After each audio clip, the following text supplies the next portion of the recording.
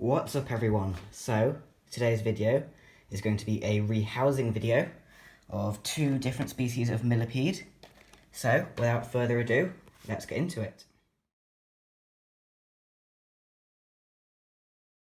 So the millipedes are going to be going in this enclosure here. Both species are fairly small. One of them I would say is medium sized to large, and will get bigger, but this will definitely do for now. It's large enough. There's also another two millipedes going in here, another two spotted fire millipedes going in here when I get them next week. So we're going to fill this up with about 4.5 inches of substrate. The substrate in question is just this soil. It's got this nice flakes of wood in it.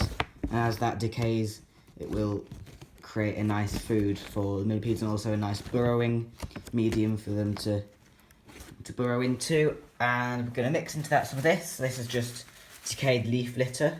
This is specially made millipede substrate. It's just, I think, decayed leaf litter and bits of oak flake in there as well, which is quite nice. So we're going to get started on filling this up with 4.5 inches, because the largest millipede I've got is about just over 4 inches long, and he needs enough room to be able to burrow. So we'll get started on that.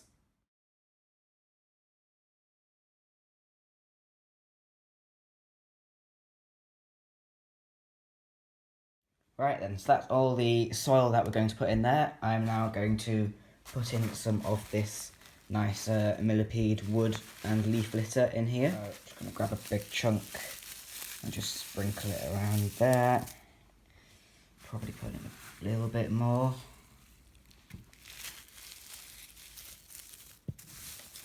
And all I'm going to do is mix this up.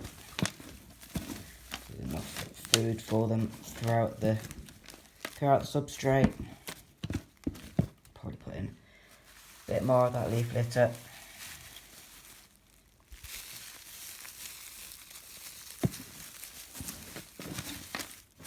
Give it a good mix.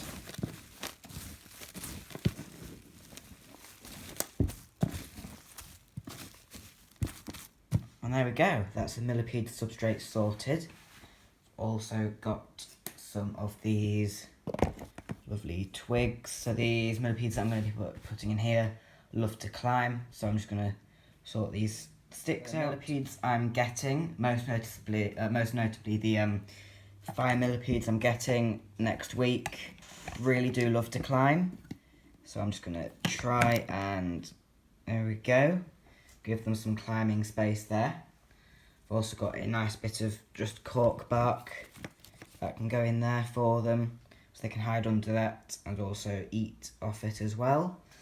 And what else? Got a water dish, should go in the corner. I'll fill that up with water. Fill up the water dish for them. And the millipedes will use that, they will drink out of that. Also like it fairly humid as well. So then, that's the setup complete. Oh, also I've got some old vegetable leaves as well, old salad leaves. We'll chuck down in there, they'll eat those as well as the wood and leaf litter that's in the soil. So then, I think it's time to put the millipedes in. So this is the first species. This is the African olive millipede. So I'll just gently take them out. I'm wearing a glove because millipedes are generally docile. They're generally alright to handle. This species though can give out a toxin which doesn't smell very nice, and it won't taste very nice if I happen to stick my fingers in my mouth. So we don't want that getting on my skin. But he is the largest one that will be going in here. And he's quite a beauty. There's a little head. A lovely little guy. So I'm going to gently take him off. You have to be really careful with the legs, because the legs can stick. I might need 2 hands for this, bear with. There we go. He is in. I think it's a she actually. So he will probably, or she will probably just burrow down into the substrate. The species seems to like doing that, although they can climb as well. So we'll just have to see. And we'll have a look at the next species of millipede, which is in here. So that one is pretty much all burrowed down now. I said these ones like burrowing. So I'll just give you a little bit of information about their care. So this species, I think, come from Africa, I think from Ghana and the surrounding countries. So they like it quite warm. I tend to keep them at about 25, 26 all year. And right now in here it is, let me just check the temperature. It's 26.3 in here because it's quite warm outside. So that's a nice temperature for them. In the winter, when it does get a little bit cooler, I will stick a heat mat on the side and that will keep it at definitely above 23, 24, which is perfect for them. And like all millipedes, they love eating moss, any fruit and vegetables you have, but their main diet will be rotting wood and leaf litter as well. And there's plenty of that in here for that one. For humidity for this species, they like a gradient of humidity, so I generally will overfill this water dish and also soak this side of the enclosure to keep nice and humid over there, and also a bit drier over here.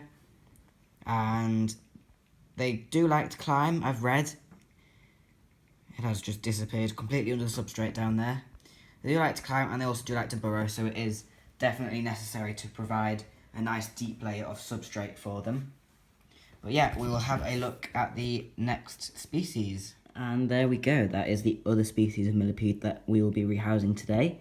And it is a bumblebee millipede. And this one is really, really tiny. Put my finger next to this one. There we go.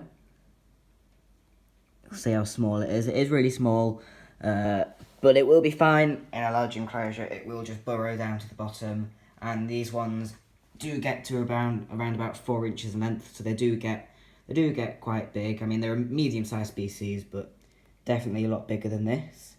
But yeah, the bumblebee millipede, beautiful colours as well. They have that beautiful black and yellow striping, those pink antennae, and they also have bright pink-red legs as well as they get older.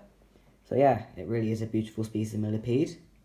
So I'm going to go ahead and put that one in here. So there we go. In the new enclosure. I mean, it does look quite big for him, but as he grows, he should be fine. I got this one when it was tiny. I mean, like, probably half the size of that one. Really, really small. And it was living in something this size as well with my Cameroon rosy leg millipede, which unfortunately did pass away. And that's why I'm just rehousing these two, just to make sure we get everything neat. And there he goes. The springtail there. The springtail's in here to clean up the mould and things like that, keep it clean, act as a clean-up crew. I can't put isopods in here, like my dairy cows, because as the millipedes are molting, they're really vulnerable, they're really soft, and those isopods, especially the more aggressive isopod species, like the more commonly kept dairy cow isopods, they will just eat anything biological. They will eat, to try and get protein, they will eat dead or animal skins or dead animals or molting animals, stuff like that. So isopods would not do well in here because they would probably just eat the millipedes when they were molting. And I do not want that to happen, so I'm keeping my isopods separate and millipedes in here. And it all should be good. So yeah, that is pretty much the end of this video. Care of that species, by the way, is pretty much the same as the olive millipede. Just maintain a humidity gradient, same temperature, probably. They can probably deal with a bit colder, so probably about 23 to 26 would be perfect for that species. Down to 20 would probably also be okay, but at that temperature you'd probably just be maintaining their survival and not allowing them to thrive. So again, if you live in a cold house or the creatures are in a cold room, like they are in here in the kitchen, especially in the winter, just stick a heat mat on the side and that should suit them perfectly. So, that's the end of this video, so if you enjoyed it, please give it a thumbs up, please subscribe, and we'll see you on the next one.